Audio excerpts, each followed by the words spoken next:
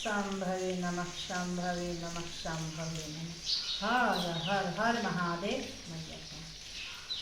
पाँच ही सखी मिली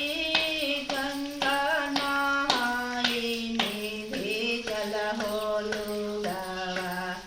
शिवजी पूजवा करे अइले हो भी जल होलू गावा, शिवजी मंदिर में समाइनी हो भी जल होलू गावा, सब कोई मांगे हो गुरुजी अनधन सुनावा,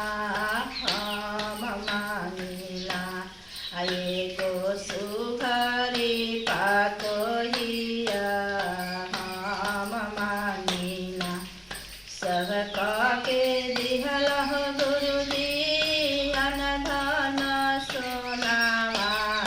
हमारा के दिहला सुघरी पतोहिया,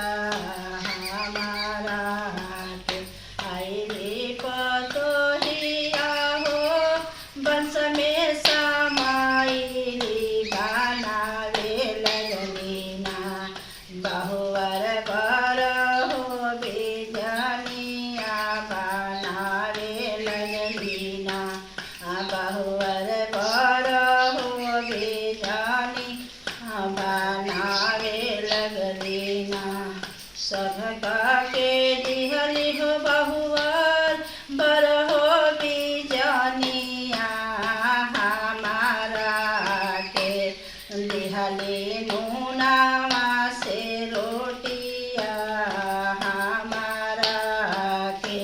दिहली नूनावा से रोटिया, हमारा के नूनावा से रोटिया लेके